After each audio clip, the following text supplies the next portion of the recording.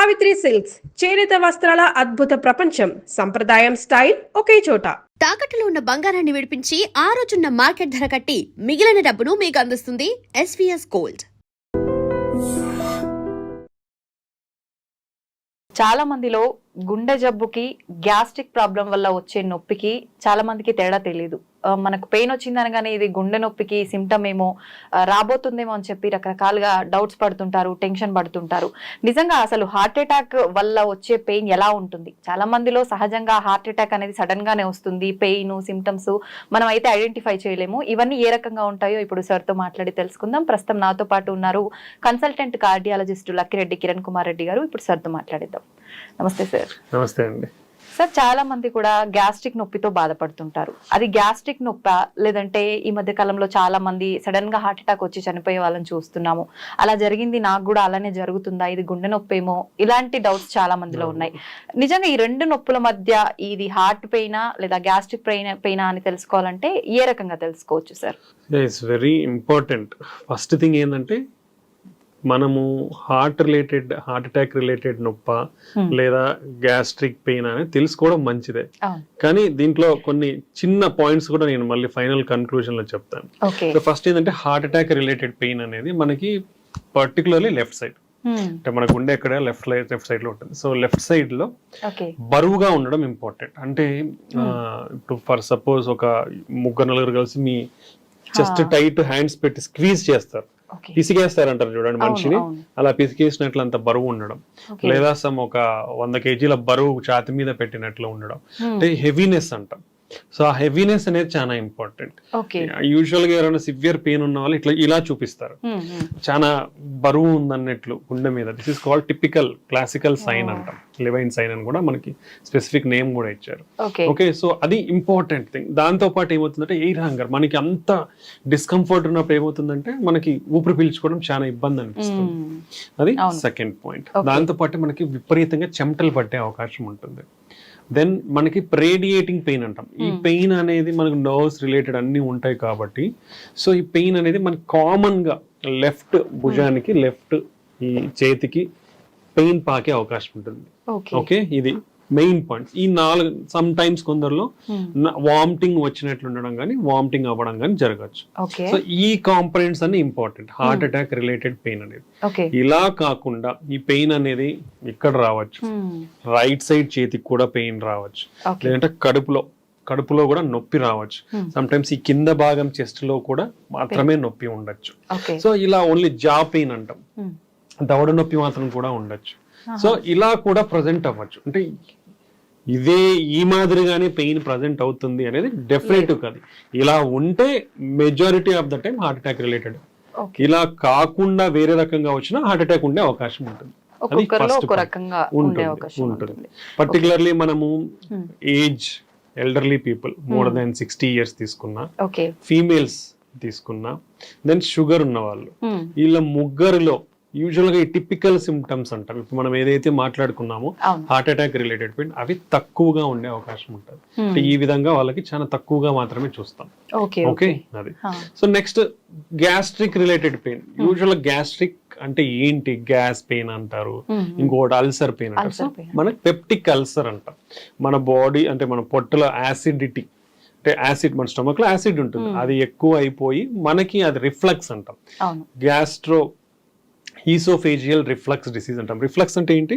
మామూలుగా మనం ఏం తీసుకున్నా పైనుంచి కిందికి ఈసోఫేగస్ అని ఉంటుంది, దానికి వెళ్ళి స్టొమక్ పొట్టలోకి వెళ్ళి ఇంటెస్టైన్స్ కి వెళ్ళాలి. అలా కాకుండా మనకి స్పింక్టర్ ఉంటుంది ఈసోఫేగస్ కి, గ్యాస్ట్రిక్. సో ఈ డిస్ఫంక్షన్ ఉన్నప్పుడు కానివ్వండి, మన యాసిడ్ ప్రొడక్షన్ ఎక్కువ ఉన్నప్పుడు కానివ్వండి, హెవీ ఫుల్ తీసుకున్నప్పుడు మనకి ఈ రిఫ్లక్స్ యాసిడ్ అనేది పైకి రిఫ్లక్స్ ఉన్నప్పుడు ఏమవుతుందంటే మంటగా ఉంటుంది, మనకి బర్నింగ్ సెన్సేషన్ ఉంటుంది, కడుపులో మంట. ఈ మొత్తం ఇక్కడ నుంచి స్ట్రైట్ గా మనకి ఈసోఫేజియల్ ట్యూబ్ ఉంటుంది కాబట్టి ఇదంతా బర్నింగ్ సెన్సేషన్ వచ్చి గొంతులో కూడా మంటగా ఉండే అవకాశం, విపరీతమైన తేపులు వస్తాయి వీళ్ళల్లో. Okay, associate with belchings, burpings, belchings, తేపులు ఎక్కువగా ఉండడం, లేదంటే బ్లోటెడ్ సెన్స్ అంటే మన పొట్ట అంతా ఉబ్బిపోయినట్లు ఉండడము అనేది జరుగుతుంది. ఇది gastric related pain. Okay, typical గా ఇది రెండింటికి మేజర్ డిఫరెన్స్. బట్ ఇది ఇంపార్టెంట్. ఎందుకు తెలుసా? గుండె జబ్బులు పర్టికులర్లీ 200 లక్షల మంది సంవత్సరానికి చనిపోతున్నారు గుండె జబ్బుల వల్ల. దాంట్లో కూడా 85% హార్ట్ అటాక్, బ్రెయిన్ స్ట్రోకే. ఓకే, మిగతా 15% మిగతా గుండె జబ్బులు కానివ్వండి, ఈ రిలేటెడ్ ప్రాబ్లమ్స్.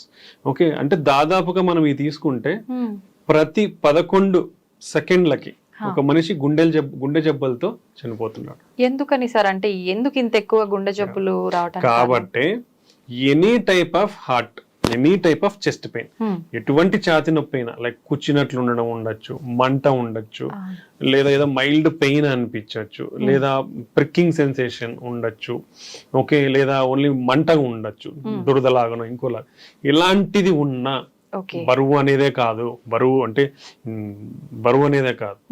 ఎలాంటి ఛాతి నొప్పి మీకు ఫస్ట్ పాయింట్, నొప్పి తగ్గట్లేదు. ఓకే, రెండోది, సెకండ్, ఆ నొప్పి పెరుగుతానే పోతా ఉంది. ఓకే, ప్రొలాంగ్ డ్యూరేషన్, ఎక్కువసేపు నొప్పి ఉంది. ఇంటెన్సిటీ ఆఫ్ పెయిన్ కూడా కొంచెం సివియారిటీ ఆఫ్ ఇంటెన్సిటీ అంటాం, మైల్డ్, మోడరేట్, సివియర్.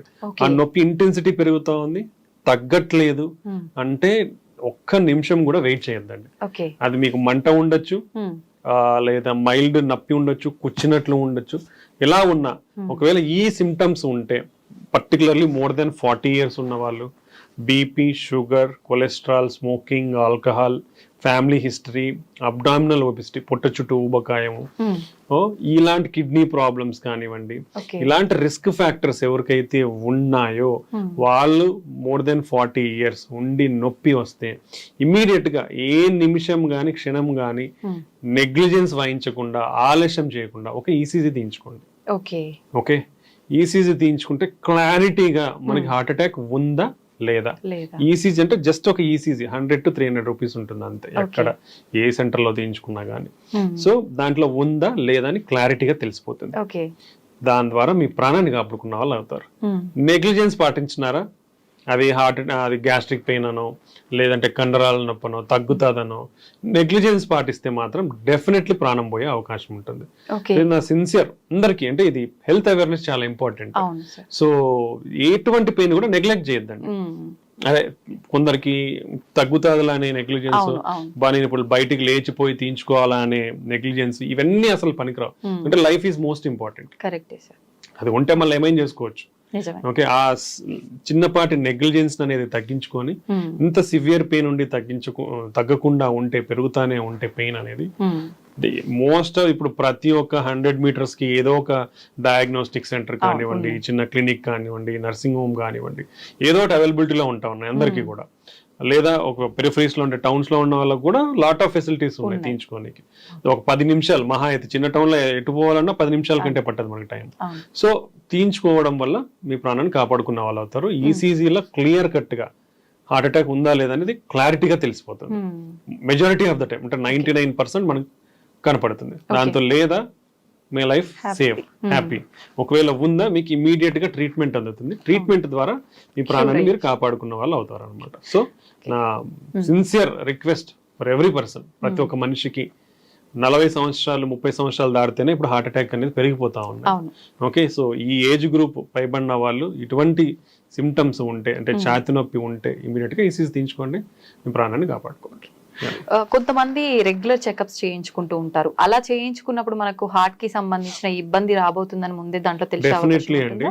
ఈ యాన్యువల్, అంటే ఇప్పుడు అందరూ కూడా రికమెండ్ చేసేది యాన్యువల్ హెల్త్ స్క్రీనింగ్ ప్రోగ్రామ్స్. అవి లాట్ ఆఫ్, అంటే మనం మీ అందరూ గమనిస్తే ఎక్కడో ఒక చోట ఏదో ఒక ఆఫర్ అయితే ఉంటుంది. డయాగ్నోస్టిక్ సెంటర్స్ కానివ్వండి, హాస్పిటల్స్ కానివ్వండి, క్లినిక్స్ కానివ్వండి. So it's not like costly affair also. So దీని వల్ల అడ్వాంటేజెస్ ఏంటంటే, మేము కూడా చాలా చూస్తూ ఉంటాం కదా, బీపీలు, షుగర్లు చాలా బయటపడతాయి, లేదా pre diabetes, pre hyper tension stages బయటపడతాయి. కొలెస్ట్రాల్ అబ్నార్మాలిటీస్, మన భారతదేశంలో 80% మందికి ఏదో ఒక కొలెస్ట్రాల్ అబ్నార్మాలిటీ ఉంది. ఇదంతా డేటా, ఊరికి చెప్పేది కాదు, డేటా అనే చెప్తాం. 80% మందికి ఏదో ఒక కొలెస్ట్రాల్ ప్రాబ్లం ఉంది. ఎల్డిఎల్ మరీ ఎక్కువ ఉందనో, ట్రైగ్లిజరైడ్స్ చాలా ఎక్కువ ఉందనో, హెచ్డిఎల్ చాలా తక్కువ ఉందనో, టోటల్ కొలెస్ట్రాల్ చాలా ఎక్కువ, ఏదో ఒక కొలెస్ట్రాల్ ప్రాబ్లం 80% మందికి ఉంది. ఎంత రిస్క్ లో ఉన్నట్టు. అండ్ ఎవ్రీ డయాబెటిక్స్ తీసుకుంటే 5-6 డయాబెటీస్ ఉంటున్నారు, అట్లీస్ట్ 5 2 బీపీ ఉన్న వాళ్ళు ఉంటున్నారు. అండ్ స్మోకింగ్ అయితే స్మోకింగ్ వల్ల మన దేశంలో కొన్ని లక్షల మంది చనిపోతా ఉన్నారు. ఇలాంటి బ్యాడ్ హ్యాబిట్స్ కూడా ఎక్కువగానే ఉన్నాయి. సో ఇన్ని ప్రాబ్లమ్స్ ఉన్నప్పుడు ఈ యాన్యువల్ హెల్త్ స్క్రీనింగ్ ప్రోగ్రామ్స్ లో డెఫినెట్లీ కామన్ టెస్ట్లు ఏం చేయించుకోవాలి? ఒకటి మన కొలెస్ట్రాల్ లెవెల్స్ ఏంటి, fasting lipid profile, then sugar, fasting post prandial అంటే తినక ముందు తిన్న తర్వాత, దెన్ హెచ్బిఏవన్సీ షుగర్ మన లెవెల్స్ ఎలా ఉన్నాయి లాస్ట్ 3 months అనేది హెచ్బిఏవన్సీ లెవెల్. దెన్ పోయినప్పుడు ఎనీవే బీపీ అనేది చెక్ చేస్తారు. యూజువల్ గా కొందరికి హాస్పిటల్కి వెళ్ళినప్పుడు బీపీ కొందరికి ఎక్కువనే కనిపిస్తుంది. వాళ్ళని మళ్ళీ ఎక్కువ ఉన్న వాళ్ళలో ఒక 2 times మినిమం కూర్చోబెట్టి ఒక 15-20 minutes మళ్ళీ చూడాల్సిన అవసరం ఉంది. అంటే కన్ఫర్మ్ చేసుకోండి. ఓకే, బీపీ చూస్తారు, షుగర్ చూస్తారు, దెన్ లిపిడ్ ప్రొఫైల్, ఇవి కంపల్సరీ. నెక్స్ట్ వచ్చేసి కిడ్నీ ఫంక్షన్ టెస్ట్, అవి కూడా కంపల్సరీ. సో ఈ 4 బ్లడ్ టెస్ట్ ప్లస్ హీమోగ్లోబిన్ ఎంత ఉంది, ఈ చిన్న బేసిక్ టెస్ట్లు ఇవి. ఈ బ్లడ్ టెస్ట్ లో బేసిక్ టెస్ట్లు చేయించుకొని నెక్స్ట్ ఈసీజీ, 2D ఎకో, ఇవి బేసిక్ కార్డియాక్. ఒకవేళ ఎవరన్నా నడవగలిగితే మోకాలు నొప్పులు కానీ ఇలా లేని వాళ్ళు ట్రెడ్మిల్ టెస్ట్. యాన్యువల్ గా ఇవి చేయించుకుంటే ఇక్కడ ఎన్ని జబ్బులు బయటపడతాయి? బీపీ ఉందా లేదా తెలుస్తుంది, షుగర్ ఉందా లేదా తెలుస్తుంది, కొలెస్ట్రాల్ ప్రాబ్లం ఉందా లేదా తెలుస్తుంది, కిడ్నీ ప్రాబ్లం ఉందా లేదా తెలుస్తుంది. అసలు ఎటువంటి హార్ట్ ప్రాబ్లం అయినా ఈసీజీ స్కాన్ ట్రెడ్మిల్ లో తెలిసిపోతాయి. అంటే majority of the problems basic టెస్ట్లు చేయించుకోవడం వలన బయటపడిపోతాయి. ఈ బయటపడినప్పుడు మనం జాగ్రత్తలు తీసుకుంటే అవి అడ్వాన్స్ స్టేజ్ కి పోకుండా మనం ముందు నుంచే జాగ్రత్తలు, లైఫ్ స్టైల్ విధానాల్లో మార్పులు చేసుకోవడం వల్ల కానీ, లేదా మరీ ఎక్కువ లెవెల్స్ లో మనకున్న ప్రాబ్లమ్స్ ఉంటే దాన్ని మందుల ద్వారా కానీ మనం కంట్రోల్ చేసుకునే అవకాశం ఉంటుంది. సో ఈసీజీ, 2D ఎకో, ఈ 2 టెస్ట్లతో ఎటువంటి గుండె ప్రాబ్లం అయినా మనం కనిపెట్టచ్చు. మాక్సిమం మెజారిటీ ఈసీజీలో కానివ్వండి, 2D ఎకో స్కాన్ లో కానివ్వండి తెలిసిపోతుంది. సార్ చాలా మంది మూవీస్ లో చూస్తుంటాం ఎక్కువగా, రియల్ గా అంటే అంత ఐడియా లేదు కానీ పక్కన పడుకున్న వాళ్ళని కూడా పిలవటానికి వాయిస్ రాకుండా సడన్ గా పెయిన్ ఎక్కువైపోయి చాలా ఇబ్బంది పడ్డట్టుగా మనం చూస్తుంటాం. నిజంగా అలా జరుగుతుందా? వాయిస్ కూడా రాకుండా హార్ట్ పెయిన్ వచ్చినప్పుడు అంత ఇబ్బందిగా అలా ఉంటుందా? అంటే హార్ట్ అటాక్స్ వచ్చినప్పుడు majority of the people different types గా ప్రజెంట్ అవ్వచ్చు. అందరూ తెలుసుకోవాలి. కొందరు సైలెంట్ హార్ట్ అటాక్స్, అంటే వాళ్ళకు వచ్చినట్లు కూడా తెలియదు బట్ అఫెక్ట్ అవుతారు ఒకటి. దెన్ కొందరు సడన్ గా చనిపోతారు, అంటే నిద్రలో హార్ట్ అటాక్స్ వస్తే సడన్ గా చనిపోతారు. ఓకే, దెన్ హార్ట్ అటాక్ వచ్చి మనం హాస్పిటల్కి వెళ్ళే ఇంత advancements in transport, treatment, diagnostic facilities వచ్చినా కూడా even at this advanced world almost nearly to 50% of the heart attack cases హాస్పిటల్కి వెళ్ళక ముందే కూడా చనిపోతున్నారు. ఓకే, బికాస్ ఆఫ్ నెగ్లిజెన్స్ కానివ్వండి, డిలే ఇన్ డయాగ్నోసిస్ కానివ్వండి, ర్యాపిడ్ మనకి అడ్వాన్సెస్ వచ్చేసాయి డయాగ్నోస్ చేయడంలో కానివ్వండి, ట్రాన్స్పోర్టేషన్ లో కానివ్వండి. But even now majority of the heart attacks ఇంకా హాస్పిటల్ కి రాకముందే ప్రాణాలు కోల్పోతున్నారంటే మనం దాని ఆవశ్యకతను గుర్తుంచుకోవాలి, ఎంత సిగ్నిఫికెంట్ అనేది. Okay, then definitely severe intense pain ఉన్నప్పుడు మనకు అసోసియేటెడ్ గుండె వీక్ అయ్యే ఛాన్స్ ఉంటుంది. ఆ టైంలో ఆయాసం ఎక్కువ ఉండే అవకాశం ఉంటుంది. సో వాళ్ళు they can't move out of the bed. అంటే సివియర్ గా ఆయాసం ఉందా ఏమవుతుంది, మనం కదలలేము. అండ్ మనకు హార్ట్ వీక్ అయినప్పుడు ఏమవుతుంది అంటే పంపింగ్ అనేది తగ్గుతుంది. సో పంపింగ్ తగ్గినప్పుడు మనకి వీక్నెస్ కూడా, జనరలైజ్డ్ వీక్నెస్ వచ్చే అవకాశం ఉంటుంది. దెన్ బ్రెయిన్ కు కూడా బ్లడ్ సప్లై తగ్గినప్పుడు గిడ్డినెస్ వచ్చే అవకాశం ఉంటుంది. సో ఇలా జరిగే అవకాశం ఉంటుంది. లేదా మనకు సడన్ ఈ గుండె యొక్క రక్తనాళం సడన్ గా బ్లాక్ అయినప్పుడు రక్తం గడ్డి మనకు వెంట్రికులర్ టెకీకార్డియాస్ అంటాం. అంటే హార్ట్ రేట్ చాలా ఎక్కువ కొట్టుకుంటుంది. అలా కొట్టుకున్నప్పుడు పంపింగ్ ఇన్ఎఫెక్టివ్ ఉంటుంది. సో పేషెంట్ దాంతోనే ఈ వీక్నెస్ కానివ్వండి, గిడ్డీనెస్ కానివ్వండి, లేవలేకపోవడం కానివ్వండి జరిగే అవకాశం ఉంటుంది. సో ఈ వెంట్రికులర్ టెకీకార్డియాతోనే ఇఫ్ అది ఇమీడియట్ గా ట్రీట్ చేయాలి. ఇమీడియట్ ట్రీట్మెంట్ ఏంటి, షాక్ ఇవ్వాల్సి ఉంటుంది. దానికి అది రికగ్నైజ్ చేయడానికి ఎంతమందికి సాధ్యం అవుతుంది తెలియదు. ఓకే, సో అలాంటి వాళ్ళు ఒక నిమిషం అట్లా డిలే అయిందంటే వాళ్ళు ప్రాణాలు వెళ్ళిపోతాయి, సడన్ గా చనిపోతారు. సో ముందు జాగ్రత్త అనేది చాలా ఇంపార్టెంట్. సో ఇలాంటి అడ్వర్స్ ఈవెంట్స్ ని ప్రివెంట్ చేయాలంటే మనం రెగ్యులర్ హెల్త్ స్క్రీనింగ్ ప్రోగ్రామ్స్ అనేది కంపల్సరీ చేయించుకోవాలి. I recommend from 30 years of age, because based on the data 30 years నుంచి మనకి పెరిగిపోతున్నాయి కాబట్టి జాగ్రత్తగా 30 years నుంచే మనం స్క్రీనింగ్ చేసుకుంటే మంచిది. Next family history of heart attack or heart problems ఉన్న వాళ్ళు కంపల్సరీగా, అంటే ఇప్పుడు కొలెస్ట్రాల్ ఒకవేళ ఫ్యామిలీ హిస్టరీలో ఉందనుకోండి, వాళ్ళు from the age of 21 years నుంచే కొలెస్ట్రాల్ స్క్రీనింగ్ అనేది జరగాలి. Very high levels of cholesterol ఫ్యామిలీలో అంటే వాళ్ళు 10 years ఆఫ్ ఏజ్ లోనే కొలెస్ట్రాల్ అనేది వాళ్ళ పిల్లలకి చెక్ చేయించాలి. ఓకే, అది డెఫినెట్.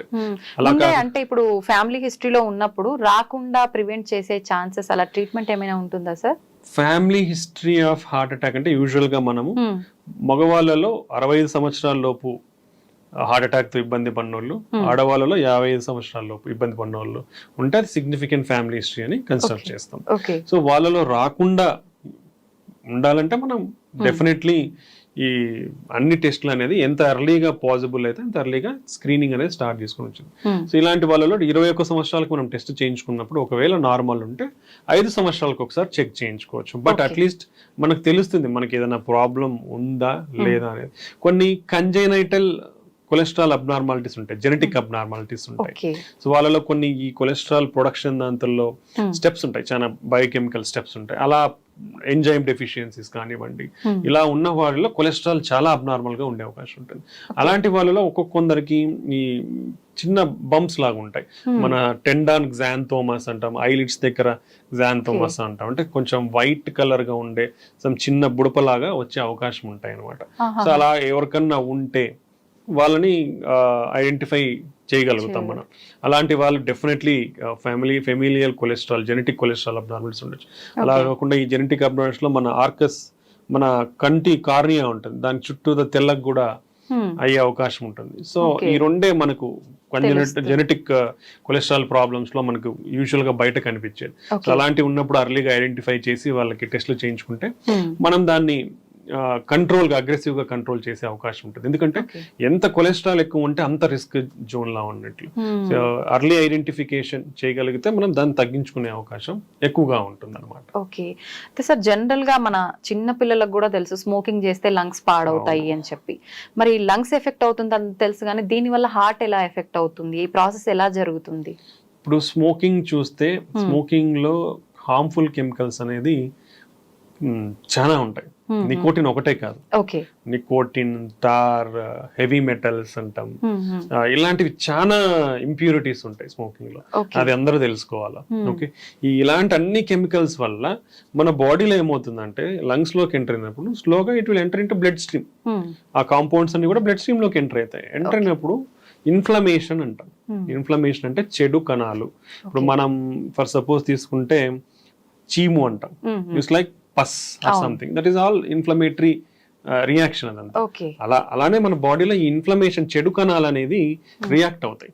ఈ ఫారిన్ ఆబ్జెక్ట్స్ కదా ఇవంతా బాడీలో వచ్చినప్పుడు ఇన్ఫ్లమేషన్ పెరిగినప్పుడు ఏమవుతుందంటే మన వెజల్ లో డ్యామేజ్ జరుగుతూ వస్తుంది అనమాట. సో ఎప్పుడైతే వెజల్ డ్యామేజ్ అవుతుందో, సో వీళ్ళల్లో ఏమవుతుంది, స్మోకింగ్ చేసే వాళ్ళు ఇన్ఫ్లమేషన్ ఎక్కువ అవుతుంది. ఆక్సిడేటివ్ స్ట్రెస్ అంటాం, మన బాడీలో ఈ బయోకెమికల్ ఆక్సిడేటివ్ స్ట్రెస్ అనేది ఎక్కువ అవుతుంది. నెక్స్ట్ కొలెస్ట్రాల్ అక్యుములేషన్ పెరుగుతుంది. నెక్స్ట్ బ్లడ్ క్లాటింగ్ టెండెన్సీ, రక్తం గడ్డగట్టే టెండెన్సీ పెరుగుతుంది. సో ఇలాంటి చాలా వాసోస్పాజం అంటే మన రక్తనాళాలు ఏవైతే ఉంటాయో ముడుచుకుపోయే అవకాశం ఉంటుంది. అంటే ఇప్పుడు ఆల్మోస్ట్ 5-6 మెకానిజమ్స్, బేస్ మెకానిజమ్స్ చెప్పాను, ఇవన్నీ పెరిగిపోతాయి స్మోకింగ్ చేసే వాళ్ళలో. ఇవన్నీ పెరిగిపోయినప్పుడు ఏమవుతుంది, మన బ్లడ్ వెజల్స్ అనేది అక్యుములేట్ అయిపోయి, కొలెస్ట్రాల్ అక్యుములేట్ అయిపోయి నిదానంగా పెరిగిపోతుంది. హెవీ స్మోకింగ్ చేసినప్పుడు ఇవి సడన్ గా రప్చర్ అయిపోతాయి. అంటే మన బ్లడ్ వెజల్స్ పొరలు ఉంటాయి, ఈ పొరల కింద అక్యుములేట్ పెరిగిపోయి ఉంటాయి. ఎప్పుడైతే ఈ స్ట్రెస్, ఆక్సిడేటివ్ స్ట్రెస్, ఇన్ఫ్లమేషన్, ఈ చెడు కణాలు అనేది ఎక్కువైపోతే వచ్చినాయి అనుకోండి, అదంతా లిక్విఫై అవుతా వస్తుంది. లిక్విఫై అయిపోయి ఏమవుతుంది, సడన్ గా ఆ పైన పొర పగిలిపోతుంది. పగిలిపోయినప్పుడు బ్లడ్ కి ఎక్స్పోజ్ అవుతాయి. ఇవన్నీ కూడా బ్యాడ్ సెల్స్ అన్ని ఎక్స్పోజ్ అయినప్పుడు రక్తం గడ్డగట్టిపోతుంది ఫాస్ట్ గా. పోయినప్పుడు సడన్ హార్ట్ అటాక్ వస్తుంది. సో సడన్ అటాక్ లో చనిపోయే ప్రమాదం కూడా ఎక్కువ ఉంటుంది. సో ఇన్ని మెకానిజమ్స్ వర్క్ అవుతాయి స్మోక్ చేసే వాళ్ళలో. కాబట్టి స్మోకింగ్ ఈజ్ అబ్సల్యూట్లీ డేంజరస్. ఇది ఓన్లీ హార్ట్ అటాకే కాదు, స్మోకింగ్ వల్ల బ్రెయిన్ స్ట్రోక్స్ కూడా ఎక్కువగా వచ్చే అవకాశం ఉంటుంది. And lot of cancers. Okay, ఇది నెక్స్ట్. ఒకవేళ స్మోకింగ్ మీరు మానేయాలనుకుంటే కూడా మీ హార్ట్ అటాక్ రిస్క్ తగ్గనికి మానేసిన తర్వాత 10 సంవత్సరాలు పడుతుంది.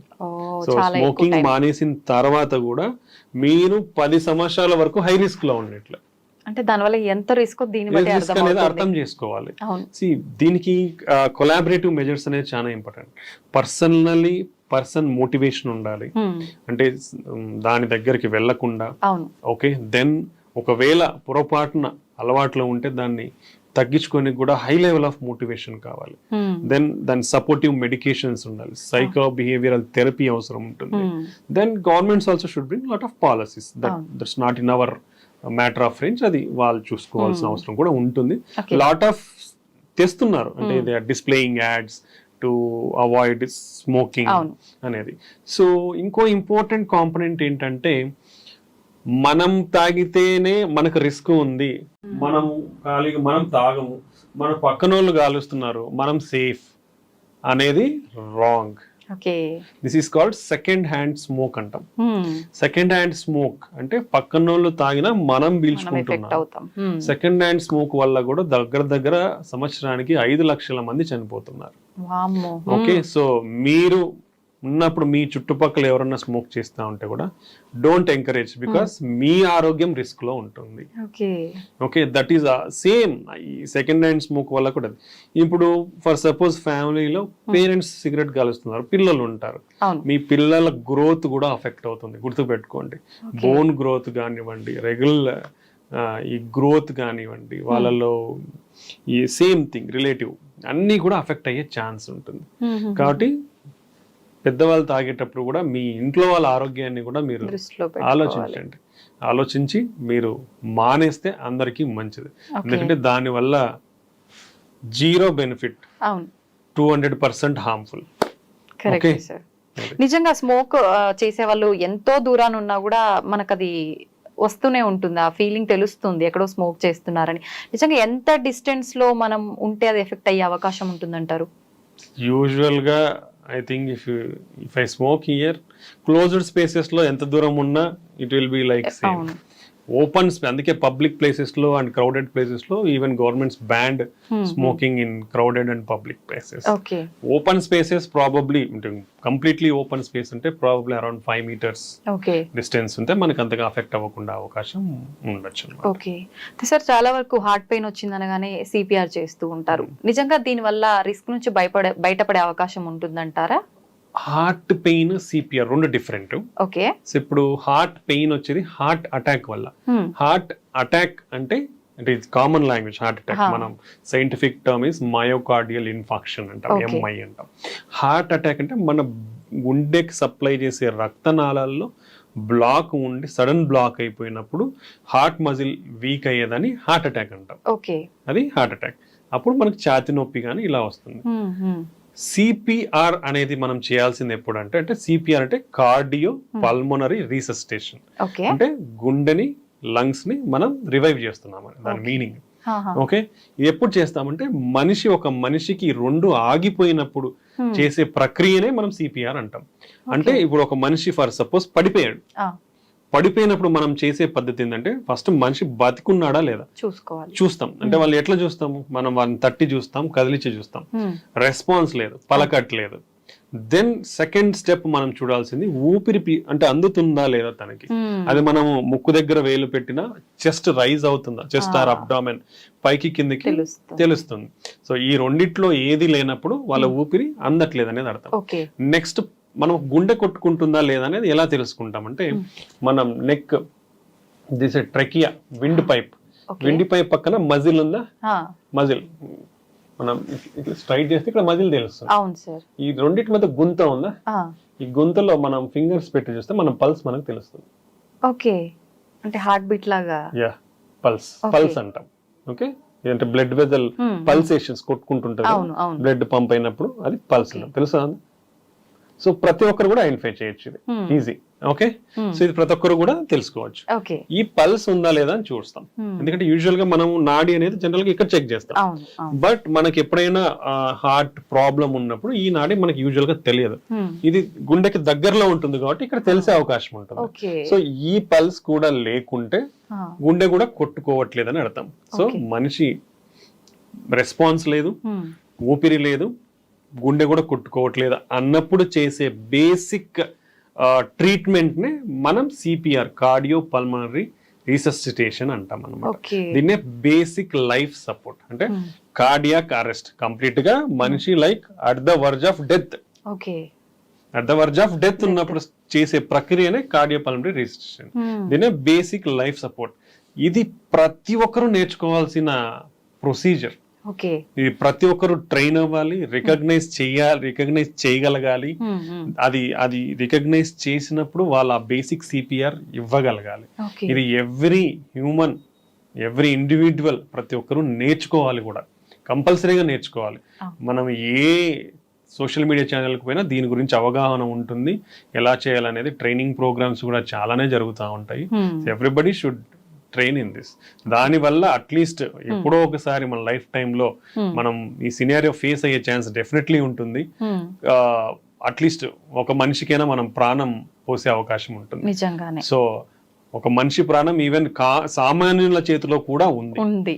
సార్, సార్బిట్రేట్ అనే ఒక టాబ్లెట్ మనం వాళ్ళకు హార్ట్ పెయిన్ వచ్చినప్పుడు ఇవ్వటం వల్ల కొంతలో కొంత మనం హాస్పిటల్ కి వెళ్లే లోపు వాళ్ళ ప్రాణాలని కాపాడే అవకాశం ఉంటుందని చెప్పి అంటుంటారు కదా, నిజమే అంటారా?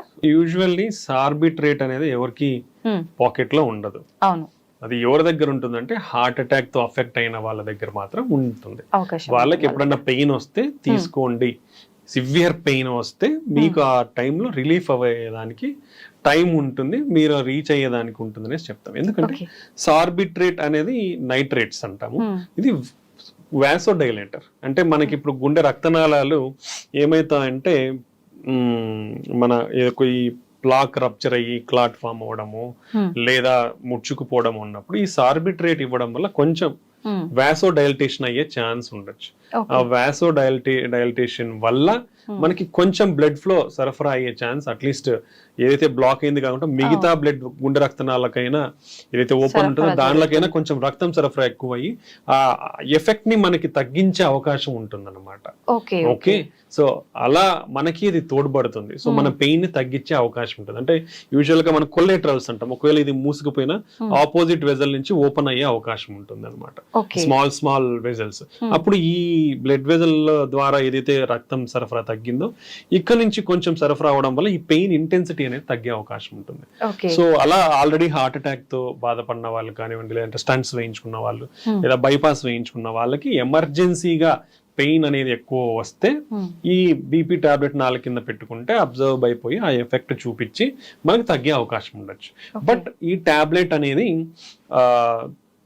స్పెసిఫిక్ గా ఎవరికైతే లో బీపీ ఉంటుందో వాళ్ళలో వాడకూడదు.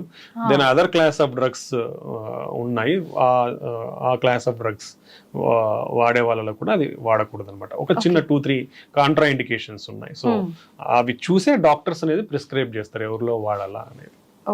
అంతేగాని ప్రతి ఒక్కరూ వేసుకుంటే తగ్గుతుందని మనం చెప్పలేము. ఎందుకంటే ఫస్ట్ ఏ రకమైన హార్ట్ పెయిన్ అనేది కనుక్కోవడం ఇంపార్టెంట్ రాదర్ దాన్ టాబ్లెట్ కంటే. ఇప్పుడు ఆ టాబ్లెట్ వేసుకొని తగ్గట్లేదు అనుకోండి, లేట్ అవుతుంది, డిలే అవుతుంది నీ diagnosis.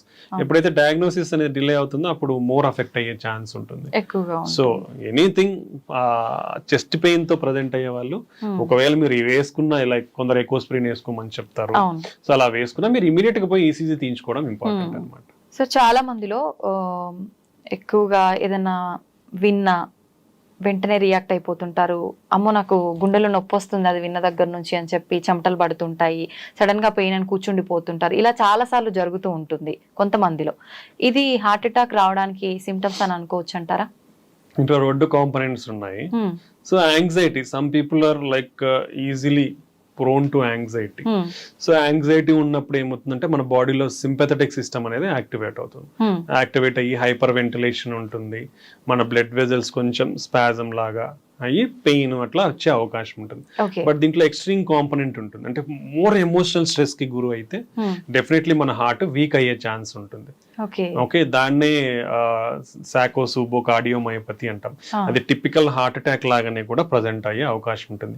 And one more important ఏంటంటే ఇంత high levels of sympathetic activity, anxiety, stress కు గురైనప్పుడు డెఫినెట్లీ మన బాడీలో ఈ సింపథెటిక్ సిస్టమ్ యాక్టివేట్ అయినప్పుడు ఆల్రెడీ రిస్క్ ఫ్యాక్టర్స్ ఉన్న వాళ్ళు, అంటే ఈ మనం డిస్కస్ చేసిన రిస్క్ ఫ్యాక్టర్స్ ఎవరికైతే ఉంటాయో ఆల్రెడీ కొంచెం అప్పటికే ఒకవేళ కొలెస్ట్రాల్స్ అనేది కొంచెం ప్లాక్స్ ఇవన్నీ ఏర్పడినప్పుడు అవి సడన్ గా రప్చర్ అయ్యే అవకాశం కూడా ఉండొచ్చు అనమాట.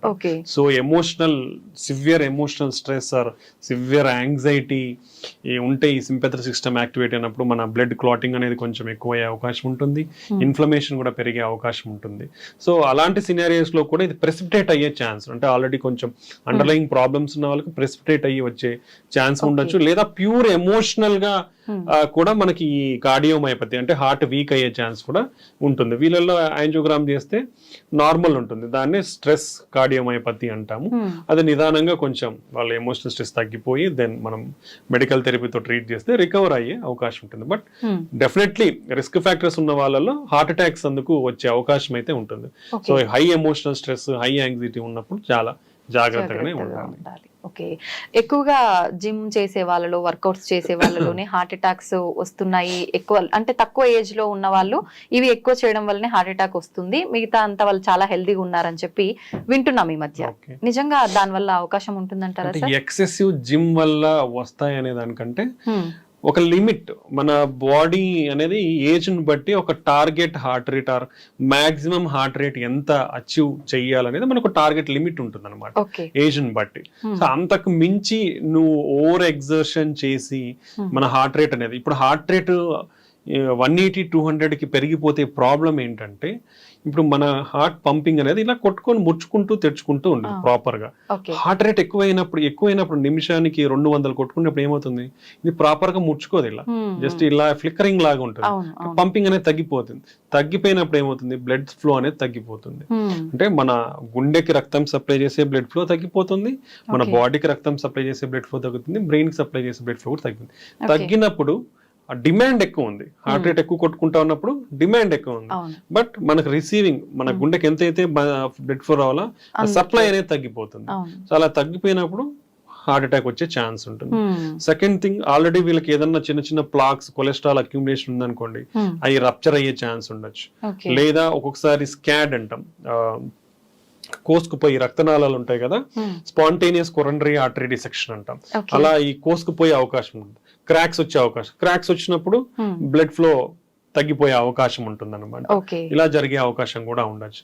నెక్స్ట్ వీళ్ళల్లో హార్ట్ రేట్ అంత విపరీతంగా ఎక్కువ ఉన్నప్పుడు అరిథ్మియాస్ అంటాం, అంటే వెంట్రికులర్ అరిథ్మియాస్, అంటే మనకు నార్మల్ గా ఒక సిస్టమ్, ఎలక్ట్రికల్ సిస్టమ్ ఆ సైకిల్లో కొట్టుకోవాలి, అలా కాకుండా వేరే చోటు నుంచి సడన్ గా యాక్టివేట్ అయ్యే ఛాన్స్ ఉండొచ్చు. అలాంటప్పుడు బ్లడ్ ఫ్లో తగ్గిపోయి సడన్ గా డెత్ అయ్యే ఛాన్స్ ఉండొచ్చు. Next electrolyte abnormalities, excessive sweating చేయడం వల్ల, ఎక్సెసివ్ ఎక్సర్సైజ్ చేయడం వల్ల ఎక్సెసివ్ స్వెట్ వచ్చి మన బాడీలో ఉండే ఎలక్ట్రోలైట్స్, పొటాషియం, సోడియం ఈ క్యాలిక్యులేషన్స్ అటు ఇటు అవ్వచ్చు, తగ్గడము పెరగడం. అవి పెరిగినప్పుడు ఈ same thing very high heart rates కి పోయే అవకాశం ఉండి చనిపోయే అవకాశం ఉండొచ్చు. సో ఇలాంటివి చాలా ప్రాబ్లమ్స్ ఉన్నాయి, సో ఎఫెక్ట్ అయ్యే ఛాన్స్ ఉండొచ్చు. సో ఇంత ఇంటెన్సివ్ వర్కౌట్స్ చెయ్యాలి అంటే proper guided training and pre evaluation అనేది చాలా ఇంపార్టెంట్. ఆ గైడెన్స్ తో విత్ అవైలబిలిటీ ఆఫ్ ఎవ్రీథింగ్, అంటే ఎక్విప్మెంట్, మనకి ఏఈడిస్ అంటాం, ఆటోమేటిక్ ఎక్స్టర్నల్ డిఫిబ్రిలేటర్, ఇలాంటివి మనకు ఎక్స్టెన్సివ్ వర్కౌట్ చేసే చోట ఉంటే, ఒకవేళ మనకి ఎవరైనా అట్లా కొలాప్స్ అయినప్పుడు ఆ ఏఈడిని మనం అటాచ్ చేస్తే it will detect any abnormality and give shocks also. So ఇలాంటివి కంపల్సరీగా పెట్టుకుంటే మంచిది. సో ఇలాంటి కారణాల వల్ల జరిగే అవకాశం ఉండొచ్చు ఎక్సెసివ్ ఎక్సర్సైజ్ చేసే వల్ల. డెఫినెట్లీ గైడెడ్ ప్రోగ్రామ్స్ చేయాలి, ప్లస్ ప్రీ ఎవాల్యుయేషన్ చెక్ చేయించుకోవాలి. కొందరిలో కంజెనిటల్ అబ్నార్మాలిటీస్ ఉంటాయి అన్నమాట, long QT syndrome, short QT syndrome, ఈ ఎలక్ట్రికల్ కండక్షన్ లో, అలాంటి వాళ్ళల్లో అన్రికగ్నైజ్డ్ ఉన్నప్పుడు ఇలా సడన్ గా జరిగే అవకాశం ఉండొచ్చు. So different reasons, heavy exercise చేసే వాళ్ళల్లో హార్ట్ అటాక్స్ రావడం అనేది, సో అది కేర్ఫుల్ గైడెడ్ ట్రీట్మెంట్స్ తీసుకుంటే మంచిది. ఓకే, జనరల్ గా ఇది డిస్కస్ చేస్తూ ఉంటారు, ఎక్కువగా పరిగెత్తినప్పుడు, ఎక్కువ వర్కౌట్స్ చేసినప్పుడు, ఏదైనా మనం హెవీగా అలాంటి పనులు చేసినప్పుడు వెంటనే వాటర్ తాగకూడదు, తాగితే గుండె నొప్పి వచ్చే అవకాశం ఉంటుంది అని చెప్పి అంటుంటారు పెద్దవాళ్ళు. నిజంగా అది నిజమా సార్? అలా ఏం లేదండి. సో అదే, అంటే ఇప్పుడు మనకి ఏదైతే ఏంటంటే ఇప్పుడు ఇమీడియట్ గా చేస్తాం ఎక్సర్సైజ్ చేసినప్పుడు ఒక రికవరీ ఫేజ్ అనేది ఉంటుంది బాడీకి, అంటే మనకి ఆ వేరియేషన్ అనేది ఇంపార్టెంట్. సో ఎక్సర్సైజ్ చేసినప్పుడు we need to take some rest. మీరు ఆపినప్పుడు స్లోగా మన ఎక్సర్సైజ్ చేసినప్పుడు మన బీపీ కానివ్వండి, హార్ట్ రేట్ కానీ పెరిగిపోతాయి. పెరిగిపోయినది మనం ఎక్సర్సైజ్ స్టాప్ చేసినాక the has to come to normal. అవును if you give some 5 minutes of time usually they will come to normal. Okay then you can take, not a problem. అలా తాగకూడదు అనేది అయితే ఏం ఏం లేదు. లేదు. ఏం లేదు. ఓకే సార్, బ్రెయిన్ స్ట్రోక్ కి హార్ట్ అటాక్ కి సంబంధం ఉందా? ఇది వచ్చిన వాళ్ళకి అది వచ్చే అవకాశం, అది వచ్చిన వాళ్ళకి ఇది వచ్చే డెఫినెట్లీ అవకాశం ఉందా? ఉంటుంది. ఎందుకంటే ఈ రెండు కూడా అఫెక్ట్ అయ్యేది Hmm. రక్తనాళాలలో కొవ్వు పేరుకుపోయి బ్లడ్ ఫ్లో అనేది తగ్గడం వల్ల వస్తాయి. ఇప్పుడు బ్రెయిన్ స్ట్రోక్ అనేది కూడా అట్లా అదే వస్తుంది. బ్రెయిన్ స్ట్రోక్ లో కూడా 2 రకాలు ఉంటాయి. ఇస్కీమిక్ స్ట్రోక్ అంటాం, హెమరేజిక్ స్ట్రోక్ అంటాం. ఇస్కీమిక్ స్ట్రోక్ అంటే మన బ్లడ్ ఫ్లో తగ్గిపోయి వచ్చేదాన్ని ఇస్కీమిక్ స్ట్రోక్ అంటాం. ఓకే అదే హెమరేజిక్ స్ట్రోక్ అంటే మన బ్లడ్ వజలు చిట్లిపోయి రక్తం బయటకు వచ్చి బ్రెయిన్ లో అక్యుములేట్ అయ్యి దాని ద్వారా వచ్చేదాన్ని హెమరేజిక్ స్ట్రోక్ అంటాం. Okay okay, but most common వచ్చేసి ఇస్కీమిక్ స్ట్రోక్. ఓకే, సో ఈ రెండు కూడా అథెరోస్క్లెరోటిక్ వాస్కులర్ డిసీజ్ అంటాం. ఇవన్నీ అంటే అథెరోస్క్లెరోసిస్ అంటే మన బ్లడ్ రక్తనాళాలలో కొవ్వు పేరుకపోయి వచ్చే జబ్బుల్ని అథెరోస్క్లెరోటిక్ వాస్కులర్ డిసీజెస్ అంటాం. ఓకే సో హార్ట్ అటాక్ వచ్చిన వాళ్ళకి బ్రెయిన్ స్ట్రోక్ రిస్క్ ఉంటుంది, బ్రెయిన్ స్ట్రోక్ వచ్చిన వాళ్ళకి హార్ట్ అటాక్ రిస్క్ ఉంటుంది. సో కాబట్టి ఏది వచ్చినా వీళ్ళకి డెఫినెట్ గా ఒక కొలెస్ట్రాల్ లోయరింగ్ ఏజెంట్, ఒక బ్లడ్ థిన్ అనేది లైఫ్ లాంగ్ వాడాల్సిన అవసరం ఉంది. ఒకసారి బ్రెయిన్ స్ట్రోక్ వచ్చిన వాళ్ళకి మళ్ళీ బ్రెయిన్ స్ట్రోక్ వచ్చే అవకాశం కూడా చాలా ఎక్కువ ఉంటుంది. ఒకసారి హార్ట్ అటాక్ వచ్చి ట్రీట్మెంట్ తీసుకున్నాక కూడా మన లైఫ్ స్టైల్ ని కానివ్వండి, మెడిసిన్స్ ని కానీ సరిగా వాడకపోతే రిపీటెడ్ గా వచ్చే అవకాశం కూడా ఉంటుంది. సో ఇవన్నీ ఇంటర్లింక్డ్. ఒకటి ఉంటే ఇంకోటి, దాని నుంచి ఇంకోటి, ఎన్ని ఇంటర్లింక్డ్. అంటే నువ్వు ట్రీట్మెంట్ సరిగా వాడాలి, లైఫ్ స్టైల్ సరిగా పెట్టుకోవాలి, బీపీ, కొలెస్ట్రాల్, షుగర్ స్ట్రిక్ట్ కంట్రోల్లో పెట్టుకోవాలి, ఎక్సర్సైజ్ బాగా చేయాలి. అంటే అన్ని చేయాలా. నేను ఎక్సర్సైజ్ చేస్తాను, ఓన్లీ లైఫ్ స్టైల్ చూస్తాను, మందులు వాడినంటే వస్తుంది, మందులు వాడతాను, లైఫ్ స్టైల్ నేను ఫాలో అవ్వను అంటే కూడా వస్తాయి. సో ఇవన్నీ interlinked. So every component in health is important. మనం చేసే ప్రతి ఒక్కటి ఇంపార్టెంట్. మందులు వాడాలి, రెగ్యులర్ గా టెస్ట్లు చేసుకొని చూసుకోవాలి, హెల్తీ ఫుడ్ హ్యాబిట్స్ చూసుకోవాలి, నేను రెగ్యులర్ గా ఎక్సర్సైజ్ చేయాలి, బ్యాడ్ హ్యాబిట్స్ కి దూరంగా ఉండాలి. ఇవన్నీ ఉంటే మన ఛాన్సెస్ ఒకసారి ఎఫెక్ట్ అయిన తర్వాత మళ్ళీ రాకుండా ఉంటుంది. అంటే మేము చాలా మందిని చూస్తూ ఉంటాం, షుగర్స్, కొలెస్ట్రాల్ బాగా స్ట్రిక్ట్ కంట్రోల్లో పెట్టుకుంటారు. వాళ్ళందరికీ కూడా 20 years నుంచి షుగర్ ఉంటుంది, బట్ వాళ్ళు ఏమి ఎఫెక్ట్ అయి ఉండరు. అంటే స్ట్రిక్ట్ కంట్రోల్ మనకున్న, ఒకవేళ ప్రాబ్లం వచ్చినా కూడా దాని ఈ విధానాల ద్వారా అన్ని కంట్రోల్లో పెట్టుకుంటే మనం ఎఫెక్ట్ కాకుండా ఉంటాం అన్నమాట. ఓకే సార్, ఎక్కువగా హార్ట్ అనగానే హార్ట్ అటాక్ ఇది ఒక్కటే అందరికి తెలుసు. ఇంకా ఏమైనా హార్ట్ కు సంబంధించి జబ్బులు ఉన్నాయి, హార్ట్ రిలేటెడ్ చాలా జబ్బులు ఉన్నాయి. అంటే మన హార్ట్ లో చాలా కాంపోనెంట్స్ ఉన్నాయి. హార్ట్ అంటే గుండె రక్తనాళాలు ఒకటే కాదు, మెయిన్ వచ్చేసి మజిల్. అంటే గుండె అంటే మజిల్. ఆ మజిల్స్ 4 గదులుగా డివైడ్ అయినాయి. రైట్ సైడ్, లెఫ్ట్ సైడ్, పైన కింద. పైన ఉన్న దాన్ని ఏట్రియం అంటాం, కింద ఉన్న దాన్ని వెంట్రికల్ అంటాం. ఈ 2 గదుల మధ్యలో డోర్స్ లాగా వాల్స్ ఉంటాయి. దెన్ కింద గదుల నుంచి మన బాడీకి సప్లై అవ్వాలి బ్లడ్ అనేది. లెఫ్ట్ సైడ్ కింద గది నుంచి అయోటా అనే మేజర్ వెజల్ వచ్చి మన బాడీకి బ్లడ్ సప్లై చేస్తారు. ఆ రెండింటి మధ్యన కూడా ఒక వాల్వ్ ఉంటుంది. నెక్స్ట్ రైట్ సైడ్ కింద గది నుంచి మన ఊపిరితిత్తులకు లంగ్స్ సప్లై ఉంటుంది. సో అక్కడి నుంచి ఆ పైప్ కి వాల్వ్ ఉంటుంది. సో టోటల్ గా 4 వాల్వ్స్ ఉంటాయి, 4 గదులు ఉంటాయి.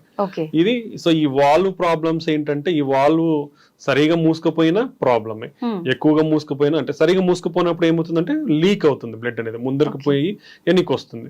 అలానే సరిగా ఓపెన్ కాకుండా మూసుకొని పోయి ఉంటే ఫార్వర్డ్ ముందరికి బ్లడ్ అనేది సరిగా పోదు. సో ఈ 4 వాల్వ్స్ లో వచ్చే అవకాశం ఉండొచ్చు. కొన్ని కంజెనిటల్ గా పుట్టుకతో ఉన్న కూడా వస్తాయి, కొన్ని ఏజ్ రిలేటెడ్ వస్తాయి, కొన్ని ఇన్ఫెక్షన్స్ ద్వారా వస్తాయి. సో పలు కారణాలు ఉంటాయి ఇవి రానికి. దెన్ మజిల్ అనేది కూడా ఏంటంటే రీజనల్ థిక్గా ఉండాలి. అది మనము కొందరిలో ఫెయిల్యూర్ అవుతుంది. ఫెయిల్యూర్ అయినప్పుడు ఏమవుతుందంటే సన్నబడిపోతుంది. సన్నబడిపోయినప్పుడు వచ్చేదాన్ని డైలేటెడ్ కార్డియోమైపతి అంటాము. లేదా కొందరిలో జెనెటిక్ అబ్నార్మాలిటీ ఉండి, లేదా బీపీ ఉన్న వాళ్ళు, కిడ్నీ ప్రాబ్లమ్స్ ఉన్న వాళ్ళలో మందం ఎక్కువగా ఉండే అవకాశం. మందంగా ఎక్కువ ఉన్నప్పుడు ఏమవుతుందంటే రిలాక్సేషన్, అంటే మన గుండె ఎలా అయితే ముడుచుకుంటుందో అలా ప్యూర్ గా మళ్ళీ రిలాక్స్ అవ్వాలి, తెరుచుకోవాలి. అలా మజిల్ తిక్కుగా ఉన్నప్పుడు ఏమవుతుందంటే బాగా ముడుచుకుంటుంది కానీ సరిగా రిలాక్స్ కాదు. రిలాక్స్ అయినప్పుడు మనం రిసీవింగ్ బ్లడ్ అనేది తగ్గిపోతుంది. తగ్గిపోయినప్పుడు ఫార్వర్డ్ పంపింగ్ కూడా తగ్గిపోతుంది. సో దీన్నే హైపర్ట్రోఫిక్ కార్డియోమైపతి అంటాం. లేదా రెస్ట్రిక్ట్, అంటే ఒక్కొక్కసారి మన కండరంలో some deposits, extra fibrous deposits, amyloidosis, ఇట్లా ఎక్కువ డిపాజిట్స్ అయ్యే ఏదన్నా అబ్నార్మల్ మెటీరియల్ అనేది డిపాజిట్ అయినప్పుడు దాన్ని రెస్ట్రిక్టివ్ కార్డియోమైపతి, అప్పుడు కూడా అది రిలాక్స్ సరిగా కాదు కాబట్టి దాన్ని రెస్ట్రిక్టివ్ కార్డియోమైపతి అంటాం.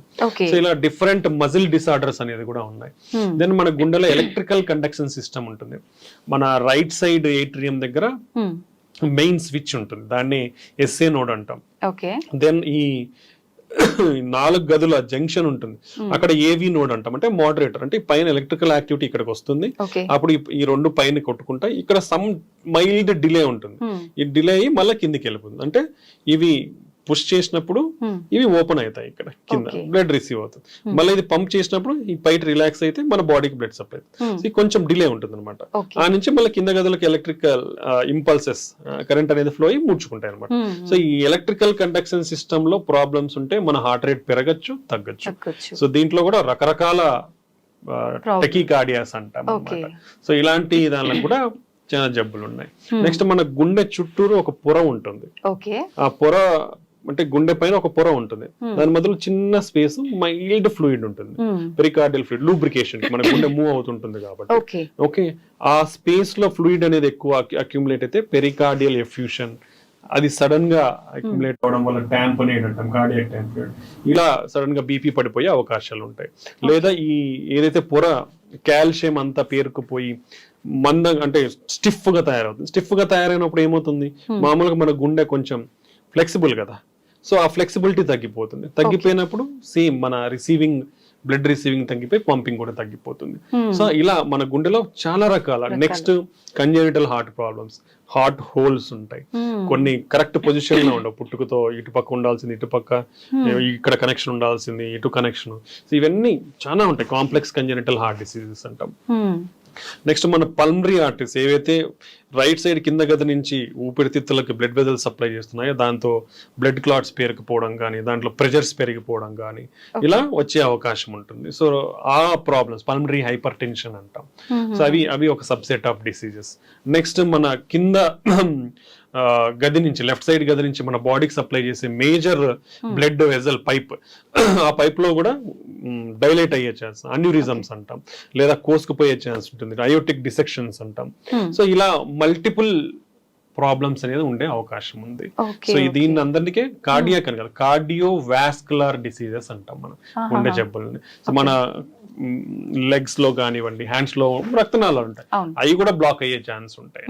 సో ఇలాంటి హ్యూజ్ గుండె జబ్బులు అనేది చాలా రకాలు ఉన్నాయి. బట్ అన్నిట్లో కూడా 85% వచ్చేసి హార్ట్ అటాక్స్, బ్రెయిన్ స్ట్రోక్స్, దాని వల్లనే ఎక్కువ చనిపోతున్నారు. నెక్స్ట్ హార్ట్ ఫెయిల్యూర్, హార్ట్ గుండె వీక్ అవడం అనమాట. సో ఇవి కామన్ కాబట్టి దాని మీద కాన్సన్ట్రేట్ చేసి పీపుల్ అనేది ఎడ్యుకేట్ అవ్వాలి, ఎడ్యుకేట్ అవి దాన్ని ఎలా నివారించాలనేది మనం తెలుసుకోవాలన్నమాట. అయితే ఇప్పుడు ఎటువంటి సందర్భాల్లో సర్జరీ అవసరం పడుతుంది, ఎటువంటి సందర్భాల్లో ట్రీట్మెంట్ తో సరిపోతుంది అంటారు సార్? అంటే ఒక్కొక్క డిసీజ్ కి ఒక్కొక్క ట్రీట్మెంట్ ఉంటుంది. సో బట్ మనకి ప్రతి జబ్బుకి కూడా కొన్ని గైడ్ లైన్స్ అనేది ఉంటాయి, అంటే ఈ విధంగా ఉంటే ఈ విధంగా చేయాలి, అంటే మనకి గైడ్ లైన్స్ అనేది ఒక్కొక్క జబ్బుకు ఉంటాయి. బట్ మనం ప్రాక్టికల్ గా చూస్తే ఒక మనిషిలో ఒక జబ్బే ఉండదు, 2-3 ఉంటాయి. సో నువ్వు ఆ 2-3ని డీల్ చేసేటప్పుడు ఇట్స్ కాల్డ్ ఇండివిడ్యువలైజ్డ్ పర్సనలైజ్డ్ ట్రీట్మెంట్. అంటే ఈ గైడ్ లైన్స్ ని ఫ్రేమ్ గా పెట్టుకొని బేసిక్ ఫ్రేమ్ గా ఏది కరెక్ట్ ట్రీట్మెంట్ అనేది మనం డిసైడ్ చేస్తాం అనమాట. అది important. That is called patient centric approach అంటాం. అంటే పేషెంట్ కి ఏం ప్రాబ్లం ఉంది, ఎటువంటి ప్రాబ్లమ్స్ ఉన్నాయి అవి చూసుకొని, అంటే గుండెది ఒకటే కాదు, వాళ్ళ కిడ్నీ ప్రాబ్లమ్స్ ఉంటాయి, లంగ్ ప్రాబ్లమ్స్ ఉంటాయి, లివర్ ప్రాబ్లమ్స్ ఉంటాయి. సో ఇట్లా ఒక జబ్బుకి ఒక ప్రాబ్లం అంటే treatment is very easy. But అలా మనకు ఉండదు. ప్రజెంటేషన్ పేషెంట్స్ వచ్చినప్పుడు మల్టిపుల్ ప్రాబ్లమ్స్ ఉంటాయి వాళ్ళలో. సో అలా అన్ని ప్రాబ్లమ్స్ ని చూసి వాళ్ళకి ఏది బెస్ట్ ట్రీట్మెంట్ స్ట్రాటజీ అనేది డిసైడ్ చేయాల్సిన అవసరం ఉంటుంది. ఇప్పుడు ఫర్ సపోజ్ హార్ట్ అటాక్ లో గుండె రక్తనాళాలు బ్లాక్స్ మూసుకుపోయినప్పుడు ఇచ్చే ట్రీట్మెంట్ మనకు తెలిసింది 2 స్టంట్స్ కానివ్వండి, open heart surgery, bypass. But ఇంతకు ముందు 20 సంవత్సరాలకు ముందు తీసుకుంటే మనకి పెద్దగా ట్రీట్మెంట్స్ లేవు. బట్ ఇప్పుడు ఎవ్రీథింగ్, ఈవెన్ వాల్ మార్చాలన్నా, ఏదైతే మేజర్ వాల్స్ ఉన్నాయో అవి మార్చాలంటే కూడా ఓపెన్ హార్ట్ సర్జరీ అవసరం లేకుండా ట్రీట్మెంట్స్ అనేది వచ్చేసాయి. ఇప్పుడు వెరీ అడ్వాన్స్ నౌ. గుండె జబ్బులను ట్రీట్ చేసే విధానాలు ఎంత అడ్వాన్స్డ్ అంటే అంత అడ్వాన్స్ అయిపోయాయి. సో ఓపెన్ హార్ట్ అవసరం లేదు మెజారిటీ వార్డ్స్ కి. నువ్వు ఓపెన్ హార్ట్ లేకుండా చిన్న మన రక్తనాళాల ద్వారా ట్యూబ్స్ పంపించి ట్రీట్ చేసేయచ్చు majority. But it's somewhat costly affair mildly, because అన్ని లేటెస్ట్ టెక్నాలజీస్, లేటెస్ట్ అడ్వాన్స్మెంట్స్ కాబట్టి సమ్ ప్రైస్ ఇస్ దేర్. అది ఇంపార్టెంట్. సో నెక్స్ట్ అది హార్ట్ అటాక్స్ తీసుకుంటే, రెండోది heart valves problems. Valves problems కూడా ఇంతకు ముందు ఓన్లీ ఓపెన్ హార్ట్ చేసి వాల్స్ రిప్లేస్ చేసేవాళ్ళు. అంటే ఇవన్నీ కూడా ఏంటంటే ఈ పేషెంట్ ఏజ్ ఎంత, సివియారిటీ ఎంత, వాళ్ళకి అదర్ ప్రాబ్లమ్స్ ఏమున్నాయి, ఓకే, ఇవన్నీ తీసుకొని మనం డెసిషన్ మేకింగ్ ఉంటుంది. సో వీళ్ళల్లో ఓపెన్ హార్ట్ సర్జరీ బెస్టా, లేదంటే అది అవసరం లేకుండానే ట్రీట్ చేయొచ్చా, లేదా మందులతోనే ట్రీట్ చేయొచ్చా అనేది మనం డెసిషన్ సివియారిటీని బట్టి, ఏజ్ ని బట్టి మనం డెసిషన్ మేకింగ్ అనేది ఉంటుంది. నెక్స్ట్ ఇప్పుడు ఎలక్ట్రికల్ కండక్షన్ సిస్టమ్ ప్రాబ్లమ్స్ ఉంటాయి, దానికి డెఫినెటివ్ ట్రీట్మెంట్స్. హార్ట్ రేట్ పడిపోయింది అంటే పేస్ మేకర్ వేయించుకోవాలి. హార్ట్ రేట్ లెస్ దెన్ 40 కంటే ఉంది, పేస్ మేకర్ వేయించుకోవాలి. నెక్స్ట్ వచ్చేసి మన హార్ట్ రేట్ అనేది ఫ్రీక్వెంట్ గా ఎక్కువ కొట్టుకుంటా ఉంది, దానికి డిఫరెంట్ ట్రీట్మెంట్స్. ఒకటి ఏంటంటే ఐసిడి, పేస్ మేకర్ లాంటిది ఇంట్రాకార్డియాక్ డిఫిబ్రిలేటర్ అంటాం. సో అలాంటిది విపరీతంగా హార్ట్ రేట్ అనేది ఎక్కువ కొట్టుకుంటా ఉంటే మనం అది సజెస్ట్ చేస్తాం. లేదా వాళ్ళకి ఇప్పుడు ఎలక్ట్రోఫిజియలాజికల్ స్టడీస్ అంటాం, అంటే అది ఎక్కడి నుంచి వస్తుంది, దాంట్లో డిఫరెంట్ మెకానిజమ్స్ వల్ల వస్తాయి హార్ట్ రేట్ ఎక్కువ కొట్టుకోవడం అనేది. ఎక్కడి నుంచి వస్తుంది అనేది మనం ఐడెంటిఫై చేసి ఆ సర్క్యూట్ ఏదైతే ఉంటుందో దాన్ని చిన్న మనం థెరపీ ద్వారా ట్రీట్ చేస్తే ఆ సర్క్యూట్ వెళ్ళిపోతుంది. వెళ్ళిపోయినప్పుడు అది తగ్గే అవకాశం ఉంటుంది. దాన్ని రేడియో ఫ్రీక్వెన్సీ అబ్లేషన్ అంటాం. దాంట్లో huge technologies, basic 2D analysis లేదా 3D ఇమేజింగ్ మెథడ్స్ కూడా ఉంటాయి, CAR2 అంటాం. దాంట్లో డిఫరెంట్ టెక్నాలజీస్ ఉన్నాయి అన్నమాట. రీసెంట్ గానే నేను ఒక న్యూస్ చూసాను పేపర్ లో, 1.2 lakhs ఆ మెడిసిన్ అది తీసుకుంటే గుండెకి సంబంధించిన జబ్బులు రాకుండా ఉండే అవకాశం ఉంటుంది, దాని నుంచి బయటపడే అవకాశం ఉంటుంది అని చెప్పి. ఏంటి సార్ ఇదంతా నిజమైన? చాలా కాస్ట్లీ కూడా కదా అది. అంటే ఇది రీసెంట్ డెవలప్మెంట్ అండి. ఏంటంటే ఇంక్లిజిరాన్ ఇంజెక్షన్ అంటాం అది.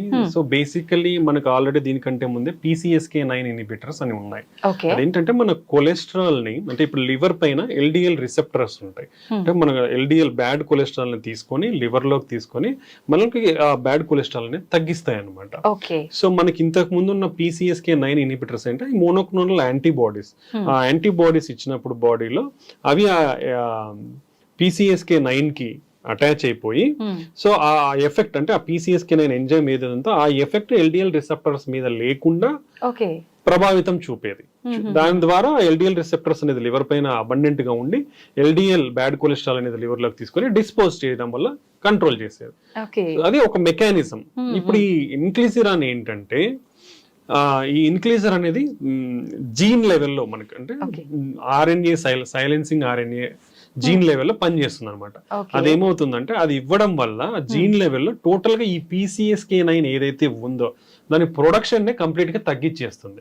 అప్పుడు ఇది వచ్చి దీనికి LDL రిసెప్టర్స్ అనేది అటాచ్ కాదు కదా. అటాచ్ కానప్పుడు అబడెంట్ రిసెప్టర్స్ అనేది లివర్ పైన ఉండి ఈ LDL బ్యాడ్ కొలెస్ట్రాల్ తీసుకొని తగ్గించేస్తుంది అనమాట లివర్.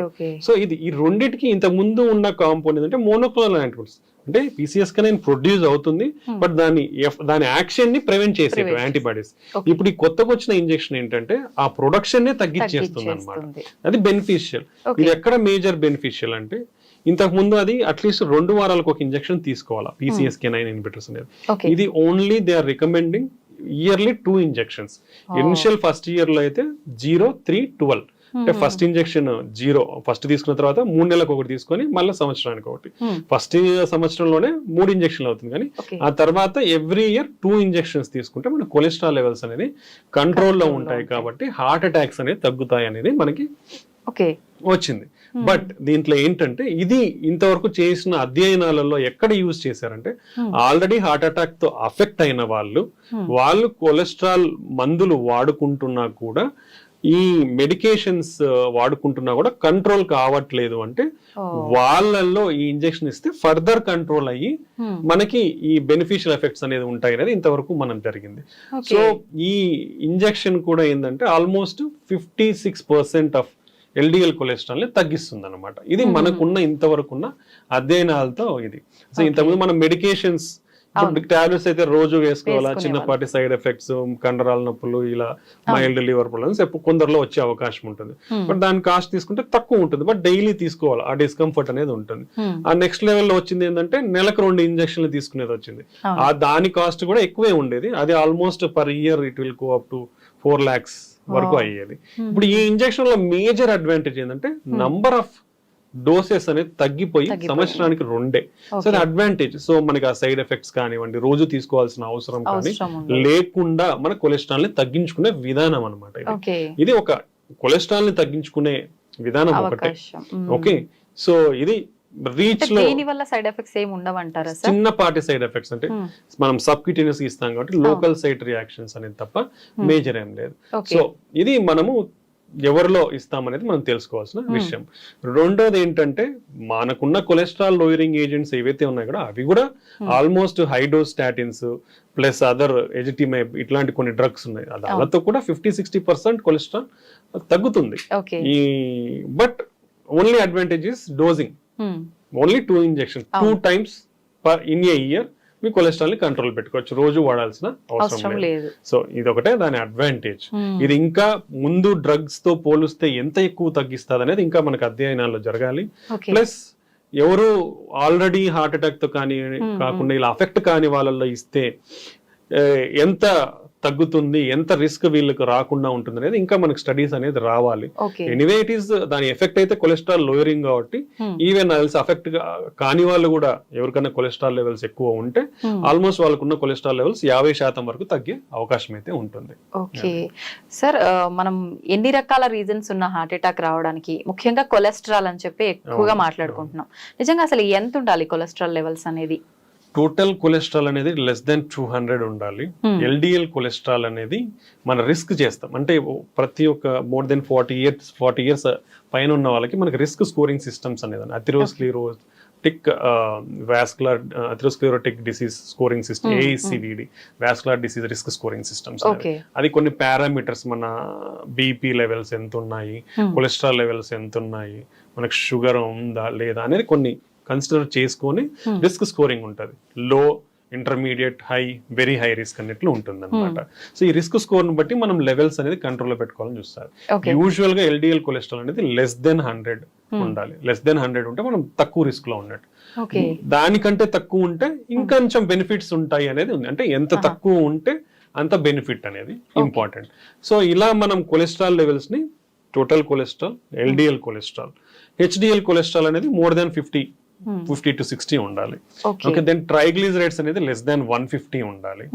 దెన్ ఇవి కాకుండా మనకి నాన్ హెచ్డిఎల్ కొలెస్ట్రాల్ అంటే హెచ్డిఎల్ అంటే గుడ్ కొలెస్ట్రాల్, అది కాకుండా మిగతా మొత్తం కొలెస్ట్రాల్ ని నాన్ హెచ్డిఎల్ కొలెస్ట్రాల్ అంటాం. సో ఆ నాన్ హెచ్డిఎల్ కొలెస్ట్రాల్ కూడా లెస్ దెన్ 100 ఉండాలి. ఓకే, అంటే ఇది మనం ఆడవారిలో అయినా మగవారిలో అయినా ఏజ్ వాళ్ళలో అయినా ఇంతే నెంబర్ ఉండాలా సార్? అందరిలో. ఓకే, దెన్ మనకి ఈ కొలెస్ట్రాల్ కాకుండా అదర్ కాంపోనెంట్స్ కూడా మనం కన్సిడర్ చేయాలి అనేది కొత్త గైడ్ లైన్స్ సూచిస్తున్నాయి. పర్టికులర్లీ ఇన్ఫ్లమేషన్ అంటాం, అంటే చెడు కణాలు రియాక్షన్ అంతా కూడా మనం ఇన్ఫ్లమేషన్ అంటాం. అది హై సెన్సిటివ్ సిఆర్పి అంటాం, అది లెస్ దెన్ 2 nanograms/deciliter ఉండాలి. దెన్ అపోలైపోప్రోటీన్ బి అంటాం, దెన్ అనదర్ అపోలైపోప్రోటీన్ బి కూడా లెస్ దెన్ 100 ఉండాలి. Next you're having one lipoprotein A అనేది less than 50 ఉండాలి. సో ఇలా ఈ కొలెస్ట్రాల్ కాకుండా ఈ మిగతా పారామీటర్స్ కూడా మనం మానిటర్ చేయాల్సిన అవసరం ఉందన్నమాట. సో ఇవి నార్మల్ వాల్యూస్ ఎట్లా ఉండాలి, అబ్నార్మల్ వాల్యూస్.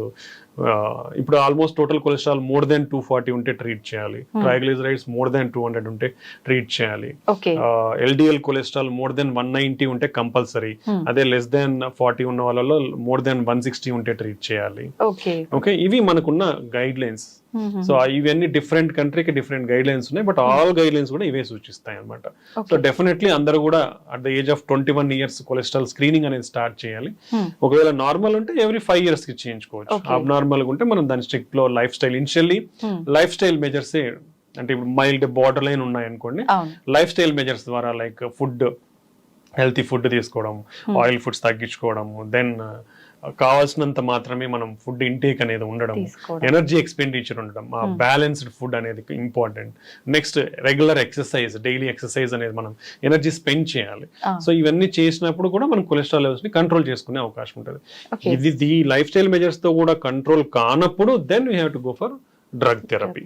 సో ఈ విధంగా మనము స్ట్రాటజికల్ గా మనము మనకు చెక్ చేసుకొని లైఫ్ స్టైల్ ని మార్చుకోగలిగితే మెజారిటీ ఆఫ్ ద టైం తగ్గించుకునే అవకాశం ఉంటుంది. ఓకే సార్, చాలా మంది చెప్తుంటారు నెయ్యి తీసుకోవడం అనేది మంచిది, గుడ్ కొలెస్ట్రాల్ ఉంటుంది అని చెప్పి, కానీ ఎంత మోతాదులో తీసుకుంటే అది మంచిది అనేది కూడా లిమిట్ చూసుకోవాలంటుంటారు కదా, అలా చూసుకోవాలంటారా ఈ విషయంలో కూడా? డెఫినెట్లీ అండి. యాక్చువల్లీ దీంట్లో కొన్ని ప్రొటెక్టివ్ కాంపౌండ్స్ ఉన్నాయి లిపిడ్స్ పరంగా చూసుకుంటే, కొన్ని మోనో సాచురేటెడ్ ఫ్యాటీ యాసిడ్స్ ఇవి కూడా ఎక్కువనే ఉన్నాయి. సో 2 రకాలు ఉన్నాయి కాబట్టి సో మనకి రికమెండేషన్స్ ఉన్నాయి గీ వరకు. సో 1 teaspoon పర్ డే అదైతే డైలీ రికమెండెడ్ తీసుకోవచ్చు. సో అంతకు మించి తీసుకుంటే some bad cholesterol definitely increase అయ్యే ఛాన్స్ డెఫినెట్లీ ఉంది. So that's why into lot of studies కూడా జరిగాయి ఎంత అమౌంట్ ఆఫ్ గీ తీసుకోవాలి. Particularly Indians are more familiar with intake of ghee. ఎక్కువగా నెయ్యి తీసుకునే అలవాటు అనేది మన సాంప్రదాయాల ఆచరణలో ఉంది కాబట్టి సో మన రిస్క్ ప్రొఫైల్ కి ఎలా ఉంది అనేది కూడా స్టడీస్ జరిగాయి. దాంట్లో మనకు రికమెండేషన్స్ ఏంటంటే ఈ ఎవరైతే ఓన్లీ 1 teaspoon వరకు నెయ్యి ఒక రోజుకి తీసుకుంటే వాళ్ళకి హార్ట్ అటాక్స్ అనేది ఆర్ హార్ట్ ప్రాబ్లమ్స్ అనేది తక్కువగా ఉన్నాయి. అదే దానికంటే ఎక్కువగా తీసుకుంటే వాళ్ళల్లో హార్ట్ హెల్త్ ప్రాబ్లమ్స్ అనేది పెరిగే అవకాశం ఉంది. So 1 teaspoon per day is recommended. పాలు పెరుగు విషయానికి వస్తే చాలా మంది అది కూడా అంటుంటారు కొలెస్ట్రాల్ ఎక్కువగా తీసుకోవద్దు అని చెప్పి. తీసుకోవచ్చండి. మనకి even best diet Mediterranean diet అనే చెప్తాము హార్ట్ రిలేటెడ్ గా తీసుకుంటే. దాంట్లో కూడా మనకి it is recommended dairy products అనేది తీసుకోవచ్చు అనేది. ఈవెన్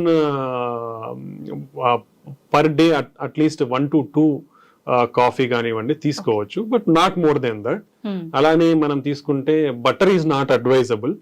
ఓకే, బట్ చీజ్ అనేది at least per week 2 to 3 times అనేది కూడా రికమెండెడ్ ఉంది దాంట్లో. బట్ క్వాంటిటీ అనేది మనం లిమిటెడ్ క్వాంటిటీ అనేది ఏదైనా మినిమం టు మోడరేట్ క్వాంటిటీ ఉన్నప్పుడు ఏం కాదు. ఎనీథింగ్ ఓవర్ క్వాంటిటీ తీసుకుంటే డెఫినెట్లీ సైడ్ ఎఫెక్ట్స్ అనేది ఉంటుంది.